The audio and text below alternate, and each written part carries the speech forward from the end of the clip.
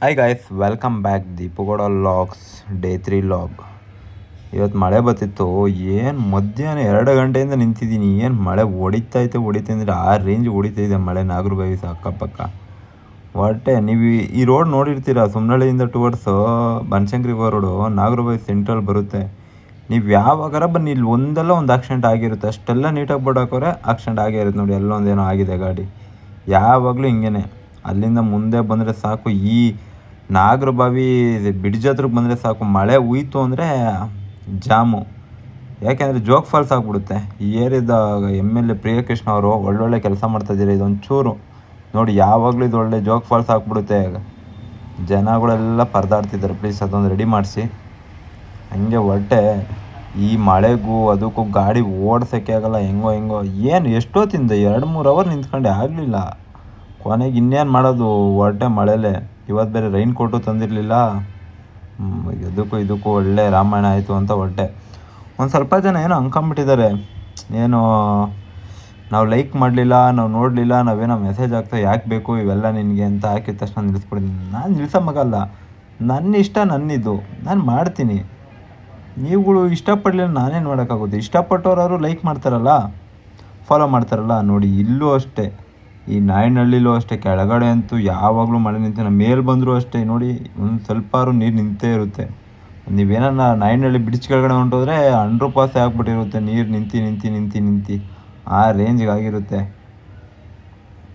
ಏನು ಮಾಡೋದು? ಈ ಮಳೆ ಹುಯ್ದ್ರೆ ಬೆಂಗಳೂರಂತೂ ಅರ್ಧ ಸಮುದ್ರ ಆಗೋಗಿರುತ್ತೆ, ಅರ್ಧ ಕೆರೆ ಆಗೋಗಿರುತ್ತೆ, ಇನ್ನರ್ಧ ನದಿಗಳಾಗಿ ಹೋಗಿರ್ತವೆ. ಅದ್ರ ಜೊತೆಗೆ ಈ ರೋಡ್ಗಳು ಬೇರೆ ಸರಿ ಇರಲಿಲ್ಲ.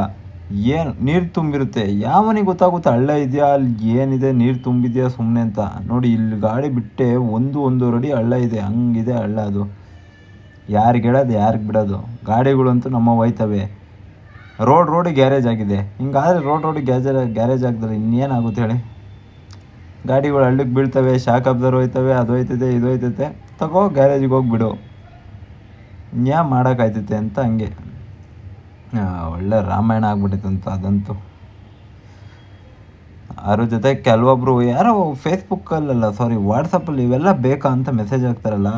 ಅಲ್ಲ ಗುರು, ನಾನೇನು ನಿನ್ನ ಹತ್ರ ದುಡ್ಡು ಕೇಳ್ತಾ ಇದ್ದೀನ, ಇಲ್ಲ ನಿನ್ನ ಹತ್ರ ಇನ್ನೊಂದೇನಾರು ಕೇಳ್ತಾ ಇದ್ದೀನಿ? ಇಲ್ವಲ್ಲ, ನನ್ನಿಷ್ಟ, ನನ್ನಿದು. ನಾನು ಲಾಗ್ ಮಾಡ್ತೀನಿ, ನೋಡೋದು ಬಿಡೋದು ನಿನ್ನಿಷ್ಟ. ಅದು ಬಿಟ್ಬಿಟ್ಟು ಇವೆಲ್ಲ ಬೇಕಾ ಬೇಡವಾ ಅವೆಲ್ಲ ಹೇಳೋದೇನು ನೀನು? ನಾವು ಮಾಡ್ತೀವಿ. ನೋಡೋಕೆ ಇಷ್ಟ ಇದ್ದರೆ ನೋಡು, ಬೇಡ ಅಂದರೆ ಬೇಡ, ನೀನು ನೋಡಬೇಡ.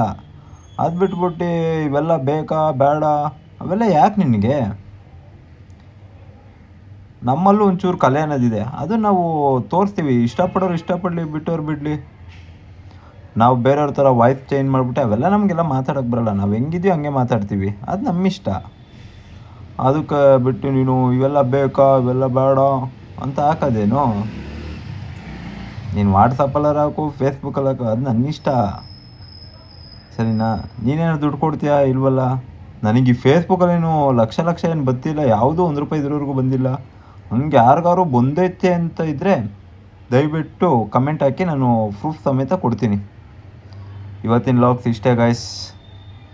ಎಲ್ಲರಿಗೂ ಒಳ್ಳೆಯದಾಗಲಿ. ಹೀಗೆ ನೋಡ್ತಾರಿ, ಫಾಲೋ ಮಾಡ್ಕೊಳ್ಳಿ, ಲೈಕ್ ಮಾಡಿ, ಶೇರ್ ಮಾಡಿ. ಗುಡ್ ನೈಟ್ ಎವ್ರಿ ಒನ್, ಬಾಯ್.